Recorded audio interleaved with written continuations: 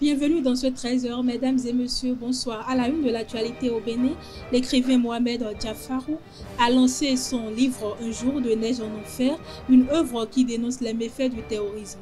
L'événement a réuni passionnés de littérature et intellectuels. À l'international, un attentat à la voiture piégée près de Manbij en Syrie a fait au moins 15 morts, principalement des travailleuses agricoles, ravivant les tensions dans la région. En sport, Audrey Tchemeo décroche une médaille de bronze en judo après sa défaite en demi-finale contre Patricia Sampaio. Une performance marquant son retour à la compétition après plusieurs mois d'absence.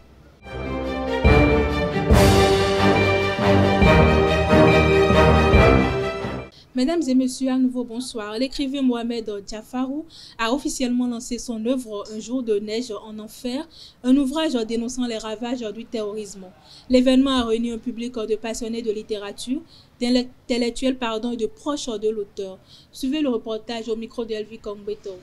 Un jour de neige en enfer, tel est le nom de la première œuvre littéraire de Mohamed Diafarou, un scientifique.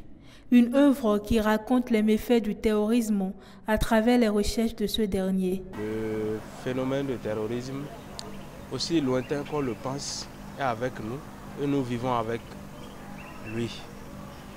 Donc il est très important que l'État sache comment déployer ses politiques, de sorte que tout le monde se sente égal, de sorte qu'il n'y ait pas d'ethnie qui se sentent stigmatisés. Parce que c'est sur ces couches vulnérables-là, c'est sur ces couches défavorisées qui souffrent en silence que s'appuie le terrorisme pour étendre ses branches. Un ouvrage qui a reçu les hommages et appelle tout un chacun de nous à comprendre les problèmes auxquels sont confrontés notre société actuelle. Vraiment, je suis tellement content parce que l'auteur, c'est un camarade à moi. On est de promotion, de même promotion, on est tous soutenus en 2022.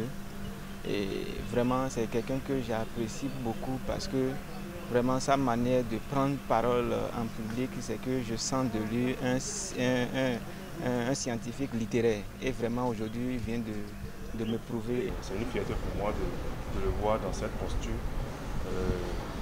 Il faut dire que par rapport au document, c'est vraiment un travail salutaire, puisque à travers ce document, on ressent une dénonciation d'un fléau, d'une gangrène qui nous ronge. Ce ouvrage est un appel surtout à nous, à la jeunesse, pour une prise de conscience sur les réalités que nous vivons. Ce roman de Mohamed Diafarou peint la société africaine dans laquelle nous sommes et donne des leçons à travers les personnages qui y figurent. Lors de la cérémonie de présentation des vœux de l'Union progressiste Le Renouveau, UPR ce dimanche à Porto Novo, Maître Adrien Rungwedi a réaffirmé son attachement au PRD malgré sa fusion en 2022. Nous sommes membres de l'UPR pour y rester, mais pas pour disparaître, a-t-il déclaré, mettant en avant la symbolique du logo du parti. À 83 ans, l'ancien président de l'Assemblée nationale exhorte ses partisans à la persévérance face aux défis politiques.